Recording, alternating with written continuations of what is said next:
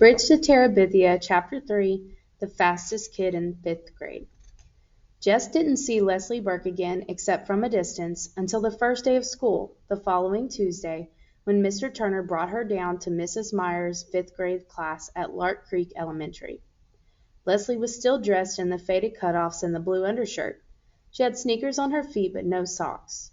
Surprise swooshed up from the class like steam from a released radiator cap. They were all sitting there, primly dressed in their spring Sunday best. Even Jess wore his one pair of corduroys and an ironed shirt. The reaction didn't seem to bother her. She stood there in front, her eyes saying, "Okay, friends, here I am," in answer to their open-mouthed stares, while Mrs. Myers fluttered about trying to figure out where to put the extra desk. The room was a small basement one, and 5 rows of 6 desks already filled it more than comfortably. 31, Mrs. Myers kept mumbling over her double chin. 31. No one else has more than 29.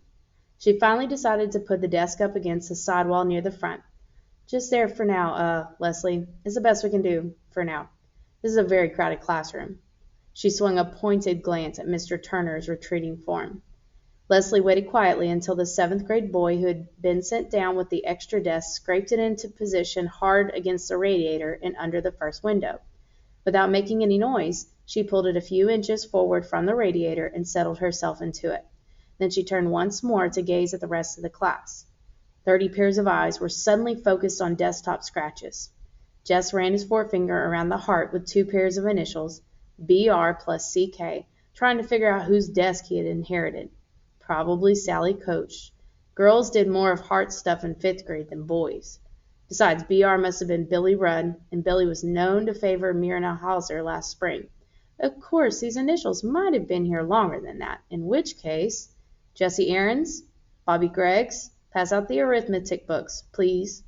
On the last word, Mrs. Myers flashed her famous first day of school smile. It was said in the upper grades that Miss Myers had never been seen to smile except on the first and the last day of school. Jess roused himself and went to the front. As he passed Leslie's desk, he grinned and rippled her fingers low in a kind of she grinned and rippled her fingers low in a kind of wave. He jerked a nod. He couldn't help feeling sorry for her. It must have been embarrassing to sit in the front when you find yourself dressed funny on the first day of school, and you don't know anybody. He slapped the books down as Mrs. Myers directed. Gary Fulcher grabbed his arm as he went by. "Gonna run today?" Jess nodded. Gary smirked. "He thinks he can beat me, the dumb head." At the thought, something jiggled inside Jess. He knew he was better than he had been last spring. Fulcher might think that he was going to be the best, now that Wayne Pettis was in 6th, but he, Jess, planned to give Fulcher a little surprise come noon. It was as though he had swallowed grasshoppers. He could hardly wait. Mrs. Myers handed out books almost as though she was the President of the United States, dragging the distribution process out in senseless signings and ceremonies. It occurred to Jess that she, too, wished to postpone regular school as long as possible. When it wasn't his turn to pass out books, he sneaked out a piece of notebook paper and drew. He was toying with the idea of doing a whole book of drawings. He ought to choose one chief character and do a story about it. He scribbled several animals and tried to think of a name. A good title would get him started. The Haunted Hippo? He liked the ring of it. Herbie the Haunted Hippo? Even better. The Case of the Crooked Crocodile? Not bad. "What you drawing?" Gary Fulcher was leaning way over his desk.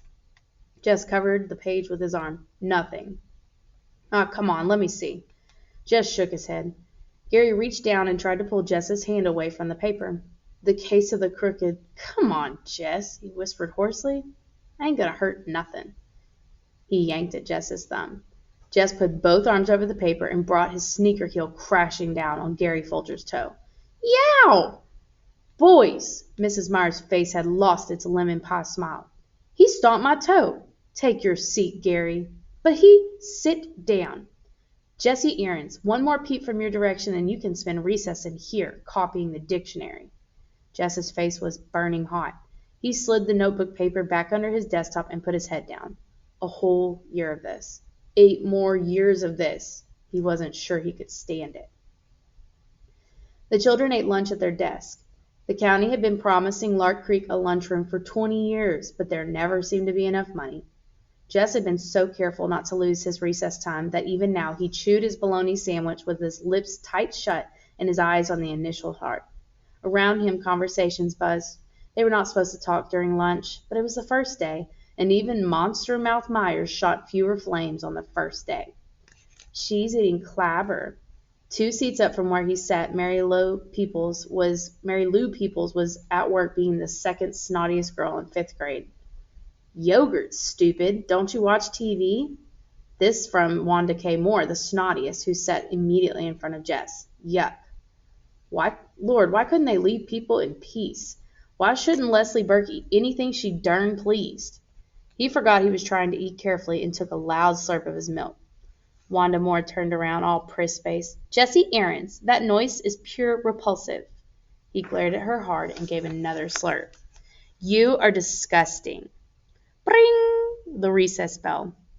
With a yelp, the boys were pushing for first place at the door. The boys will all sit down. Oh, Lord. While the girls line up to go out to the playground. Ladies first. The boys quivered on the edges of their seats like moths fighting to be freed of cocoons. Would she never let them go? All right, now if you boys. They didn't give her a chance to change her mind. They were halfway to the end of the field before she could finish her sentence. The first 2 began dragging their toes to make the finish line. The ground was rutted from past rains, but had hardened in the late summer drought, so that they had to give up on sneaker toes and draw the line with a stick. The 5th grade boys, bursting with new importance, ordered the 4th graders this way and that, while the smaller boys tried to include themselves without being conspicuous. How many you guys gonna run? Gary Fulcher demanded. Me, everyone yelled. That's too many. No 1st, 2nd, or 3rd graders, except maybe the Butcher cousins and Timmy Vaughn. The rest of you will just be in the way. Shoulders sagged, but the little boys backed away obediently. Okay, that leaves 26, 27. Stand still, 28. You get 28, Greg? Fulcher asked Greg Williams, his shadow. Right, 28.